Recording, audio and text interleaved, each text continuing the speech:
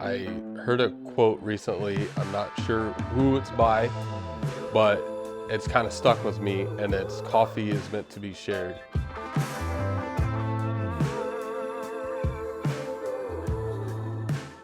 I always felt like I was chasing a better cup of coffee, or there was a better experience out there. And I just always felt kind of let down, or that I didn't experience what I was hoping for, or that I overpaid for something that wasn't there.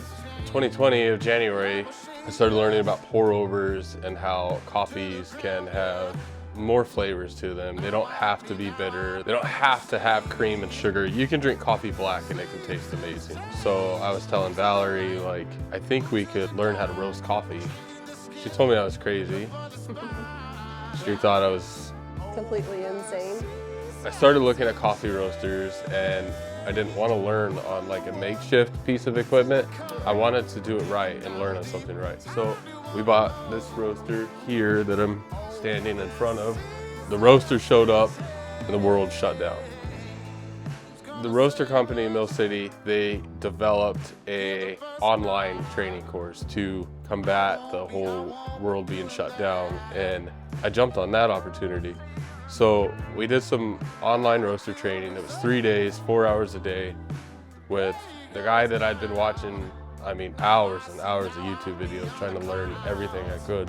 During the training, I got to drink coffee from the person who I was essentially soaking all the information up between the YouTube content, and he was out teaching the class. That kind of would set benchmarks and levels. Like, yeah, the coffee is good, but how do we make it better? What can we do? What if we hit it with more fire? What if we made it hotter? What if we roast it a little darker or a little lighter?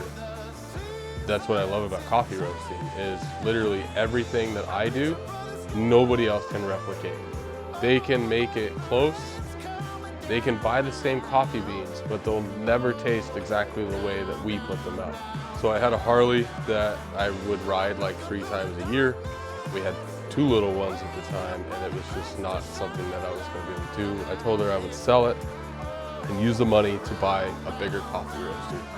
And we did it, but they're built overseas, and it wasn't going to be here till the fall. In the meantime, I would stare at this building we're sitting in, and I told Valerie, I was like, this would make a great coffee roastery.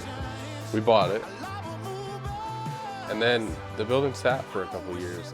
Work got really busy and in the way, and then we had Hank. That summer, I got some time off, and part of that plan was to get this building put together. We rebuilt it. It was like Humpty Dumpty. It had fallen down, it was broken. I watched a ton of YouTube, and I learned how to frame walls, and we put it together. June that year, we moved our coffee roasting business out of our garage into here and got certified by the health department to roast coffee and sell coffee in grocery stores, to coffee shops, everything. We got into Hugo's, and that was a huge milestone for us. Said we'd never have a coffee shop. Here we are 2 years later with a coffee shop. I think it's really cool that people will start their day by either coming into our coffee shop, or they buy bags that they brew at home. Me and Valerie, we would come in and just practice like steaming milk, because steaming milk is art. You see on social media, you've probably been to coffee shops where you were served an espresso drink with latte art. It always made that coffee taste better, just the presentation alone. And it was something we wanted to learn how to do. We would just come in and just pull shots and steam milk and watch YouTube videos.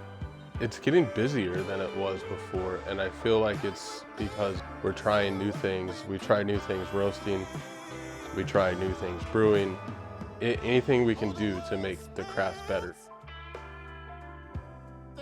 So, how did you learn how to make syrups? A lot of Pinterest, and taking those recipes, trying them, tweaking them, making them our own.